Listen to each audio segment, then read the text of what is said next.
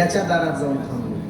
बाबा आत नजर टाकली, ती पोरगी बापाचं डोकं दाबत होती, म्हणत होती, बाबा डोकं दुखते का हो, झेंडूबाम लावू का हो, बाबा उठा ना. बाप रागात होता. बाप म्हणत होता, एक कार्टे चल निघ हो बाजूला. ती म्हणत होती, बाबा तुम्ही नाही जेवला तर मी सुद्धा जेवणार नाही. तुम्ही एवढं कष्ट करता. आता परवा पेपरला बातमी वाचली मी छान, माझ्या डोळ्यात अश्रू आले. ते वाचत असताना रडू आलं मला. अशा पत्रकारांनी बातमी दिली होती. ती खरी नाशिक जिल्ह्यातली बातमी होती. 4 मुलीचं लग्न करून 10 एकर जमिनीतली 8 एकर जमीन विकलेला बाप, शेवटची 5वी मुलगी राहिली होती लग्नाची, आणि तिच्या लग्नासाठी ती 2 एकर विकावी लागेल, आणि या पोरीला चांगल्या घरी देण्यासाठी बाप रात्रंदिवस झटत होता, स्थळ पाहत होता. एकुलता एक मुलगा होता, आणि त्या पोरीनं तिचं लग्न जमलं. लग्नासाठी 15 लाख खर्च येणार आहे, आणि 2 एकर आहे ती सगळी विकावी लागणार आहे माझ्या बापाला. माझा भाऊ माझा बाप उघड्यावर येणार आहे. म्हणून त्या पोरीने एक पत्र लिहिलं होतं. ते पत्र सुद्धा छापून दिलं होतं त्या पत्रकारानं. त्या पोरीने लिहिलेलं होतं, शिकलेली पोरगी होती, बाबा मला माफ करा, बाबा मला क्षमा करा, तुमची या घराला फार गरज आहे.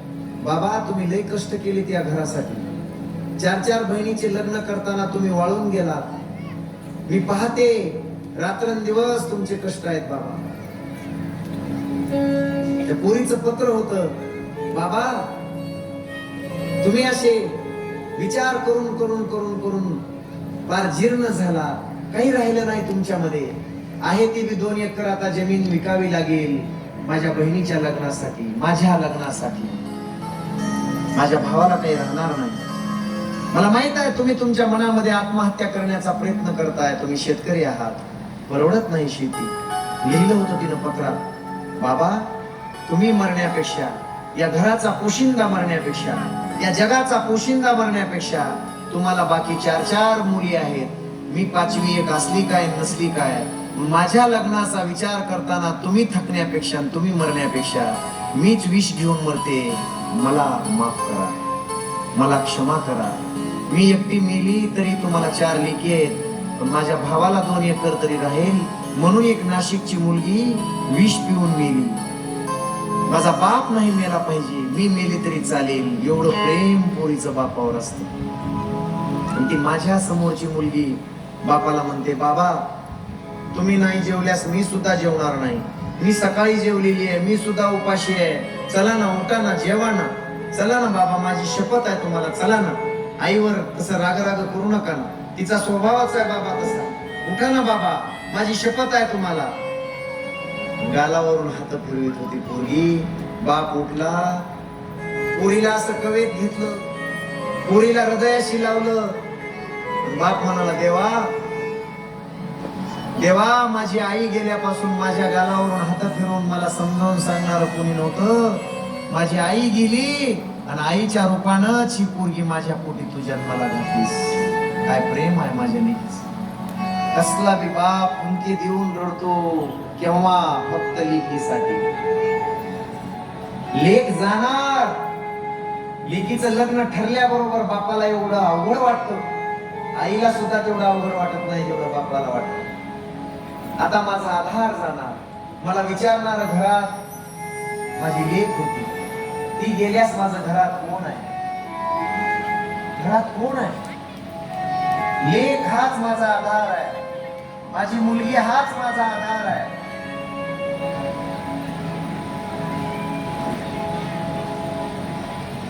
बापानं हृदयाशी लावलेली लेक पाहताना मला सुद्धा अश्रू आले, माझ्या डोळ्यात सुद्धा. त्या बापाचं आणि लेकीचं प्रेम.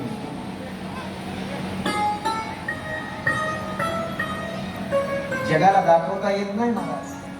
लेकीचं लग्न ठरल्याबरोबर बापाचं हृदय हलतं, बापाला चिंता लागते, माझा आधार आता जाणार. लग्न लागल्यानंतर त्या कुंकवानं भरलेल्या, घामानं भरलेल्या त्या चेहऱ्याला पुसताना बाप लोकांना रडलेलं दाखवत नाही,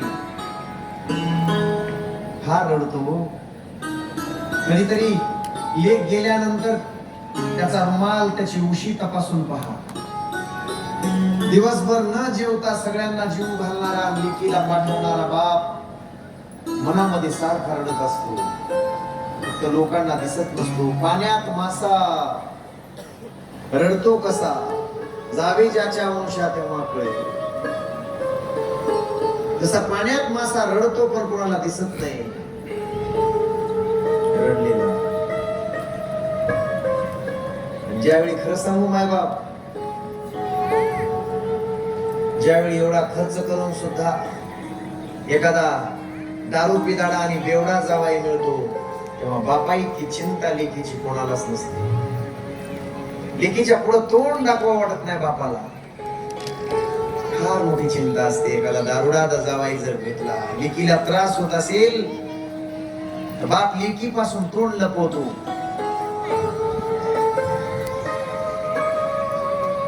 तिसऱ्या वेळेला बाप रडतो तेव्हा, चौथ्यांदा एकदा बाप रडतो जेव्हा एखाद्या लेकीचा पती एखाद्या ऍक्सिडेंट मध्ये लेकीच्या अर्ध्या आयुष्यातच मरतो, नाही तर लेकीचा घटस्फोट होतो. त्यावेळी बापा इतकी चिंता, बापा इतका कोमेजणारा दुसरा या जगामध्ये दुसरा प्राणी नाही. म्हणून आहे तोपर्यंत माझ्या लाडक्या बहिणींनो, बाप जोपर्यंत आहे त्याच्या कष्टाची कदर करा. माझ्या लाडक्या भावांनो, जोपर्यंत बाप आहे तोपर्यंत त्या बापाला मिठी मारायला शिका.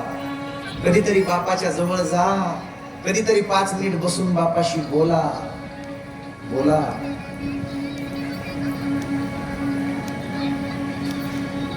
जनकाच्या डोळ्यात अश्रू आहेत. स्वयंवर तर झालंय, पण माझी लाडली, माझी लाडाची लेक जाणार या मिथिला नगरीत काय उरणार.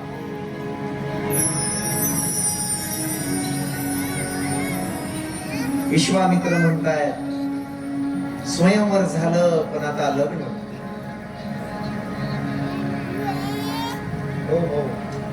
हो जाऊन या.